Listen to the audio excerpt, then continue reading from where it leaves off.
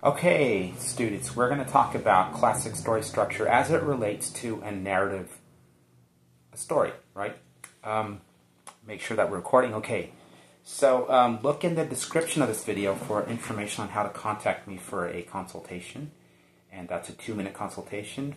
And if you like what you hear, we just ask each other a couple questions back and forth. Then we can move on to a 30 to 45-minute strategy success session, which will help your students have a specific roadmap for their situation, however they struggle with writing, to get better grades, to score better on state testing, to write a winning essay for their college admissions application, whatever the case may be. They want to write a book, fine. We've helped our students publish as well. So, when you're writing a story, let's just take two events here. Event number 1, event number 2. Okay. In classic story structure, we have a positive followed by a negative. So, a positive or negative what? What are we talking about? We're talking about the positive or negative in terms of a story value. So if you're writing a story about being cut from a soccer team and how you recovered from that, what we're really talking about perhaps is the value of winning. The value of winning.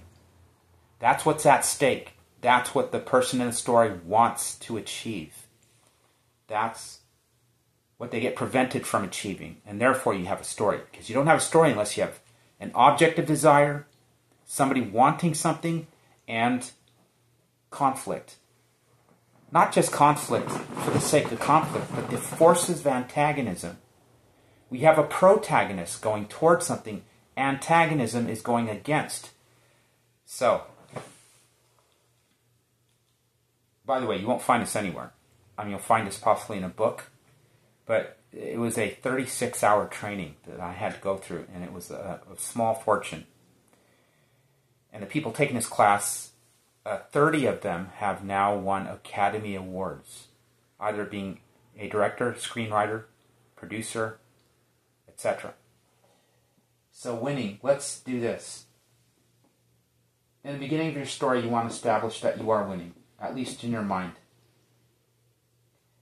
There's a turning point, and it could be a scene, which winning turns to the negative. Of course, we know this is progressive, don't we? It rises, rises, rises to a point of climax, and then it's resolved. We're not there yet. Let's say we're here, now we're here, okay? Watch what I do. Not winning. Okay? Think progressively negative. From positive, winning, all the way to the negative of the negative, which we'll get to. Not winning happens to this person in their story. Something else happens, okay? So our arrow travels around. We go to the third event. Losing. You see where we're headed? But this is cliche. This is what everybody does already. That's why there are 90% of the movies coming out of Hollywood are trash.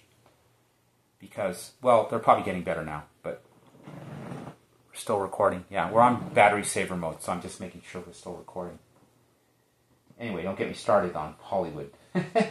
We're back to negative, but really further negative, right? There are positives built within these, right? So I can split this one up if I wanted to. Because in real life, it's not just winning, not winning, losing, etc. That's not real life. Okay? There are things that happen, but for the most part, that section of the story ends on a negative, and it's now in the third stage, losing, which is the opposite of winning. Remember our story value here, winning, winning, winning. Finally, this is where a lot of stories never get to. Winning, losing. losing,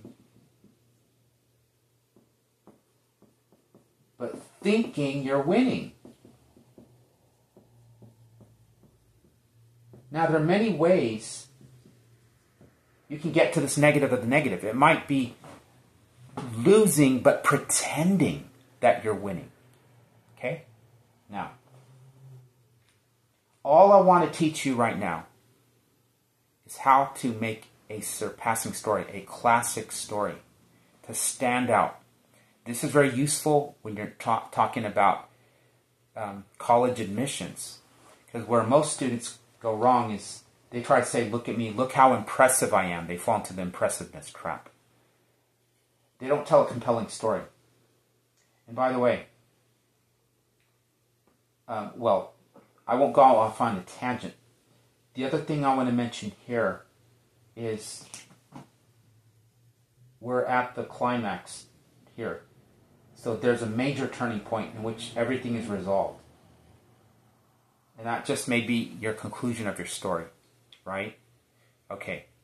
So, students, when you're telling the story of how you became so convinced that your mission in life is to become a pediatric surgeon, right? Because you did internships over the summer, did some volunteer work. That's great. Do not fall into the impressiveness trap, right? I guarantee you there are tens of thousands of other students who have done similar things. But I know you're special. I know you have a unique fingerprint. The problem is Harvard, Johns Hopkins, West Point, Stanford, UC Berkeley, Caltech, MIT, they don't know this. You have to show this. And if you do this in this way that I'm describing here, that you might say something like, wow, look at me. I took extracurricular activities. Yes, I got involved. But you know what? I had a struggle during that time. Yes, it made me better. Yes, I learned to become more empathetic. Right? But still, you need to take this to the 4th degree. That's only 2 degrees. 1, 2, 3, 4. 4 degrees. I then, let's say, for example, I did really well in the internship. But deep inside, I did not know for sure that this was my chosen career. Okay? My vocation in life. I had doubts. But I didn't tell people I had doubts. I didn't want to let my parents down. You feel the honesty? Feel the honesty there? Now you're almost in that 4th degree. Winning at the internship with the pediatric surgeon. But deep down inside, I wanted to become an English teacher. Now here's an important thing here. I'm not saying that you make stuff up. You have to look for the 4th degree. You have to look for the contradiction within yourself. You have to look for the ways that go against the typical narrative of me being this brilliant student who lives in Miami and I go to such and such a school. I've got, these are my test scores. This is my transcript. These are my letters of recommendation. This is my publication, right? And you have to say, you have to look for that contradiction. Now, obviously, you're not going to say, well, okay, I don't want to be a pediatric surgeon. I want to be a garbage collector. I want to be a, right. What changed you internally? So where now, yes, you have that goal of becoming a pediatric surgeon, but now you learn something about yourself that even if you didn't get into pediatric surgery, but did maybe pediatric oncology or something else related to pediatrics or medicine. Maybe you became an open heart surgeon. They're called cabbage, right? Highest paid surgeons. But now you've demonstrated you've come to the end of existence, to the very opposite of winning, Yet you came out in a resolution. Now you have a deeper understanding that there were contradictions here you were pretending to do to really buy into this pediatric surgery career track. But now it's genuine. Okay? So look for that. I can't tell you what that is because each of your stories are so unique. All right? So I hope that helps. And this will also help those of you that are fictional writers. Okay?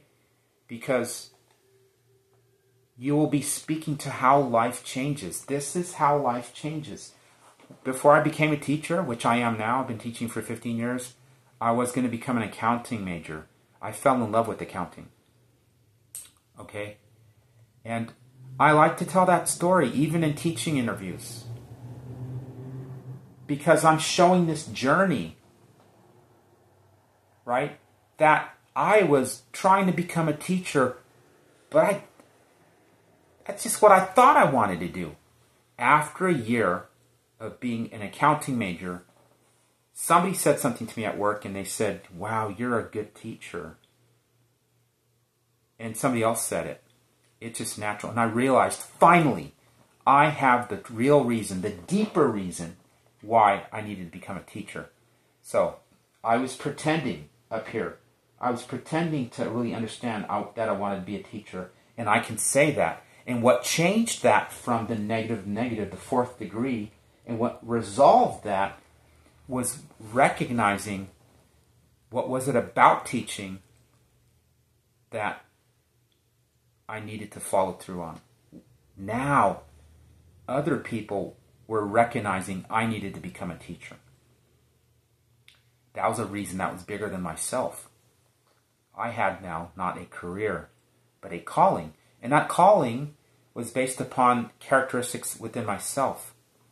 So I can even add to the story by saying, by the way, teaching has been very difficult for me, right? Just like you can say, interning with that pediatric surgeon has been very difficult for me. But no matter what the obstacle, now that I recognize my true calling is to follow the Hippocratic Oath, to do no harm. And I learned that about my personality. I learned that it was deep within my bone marrow to heal people. That became bigger than my desire. I have to become a pediatric surgeon. I have to do it. We get so narrow-minded. And I would believe that if I were reading college admissions essays, I would get tired of hearing the same old thing. Like, I knew what I wanted to be when I was 5 years old, and everything in my life had just lined up perfectly. Colleges are not looking for perfect students. They're looking for people that are real, right? So, hey, I know that maybe you always wanted to become that pediatric surgeon, and maybe nothing changed for you. Can you still use this? Absolutely. You just show how, whereas before it was something you wanted to do to make your parents happy, how that changed inside. You were here pretending to want to be it, and now it's different. And show that. If you can show that, boy, those colleges, those applications are going to stand out. Because people are not taught to be real and vulnerable. And I think that's what I was when I wrote my essay for UC Berkeley in high school, and I got accepted. I got my acceptance letter in November, within weeks of applying, with a GPA that wasn't very high. Test scores, not very high, for sure. Like, just barely acceptable for that institution. And I got in. So, less is more. It's what you learn in the process, right? All right. Thanks a lot. And if you want to know more about story structure, if you want to know more about my advanced tutoring, online group tutoring that meets twice a week, and a third hour for office hours for anything you want to talk about, homework, our assignments, or aspiring writing tutoring for students that don't quite have the grades yet. See you soon.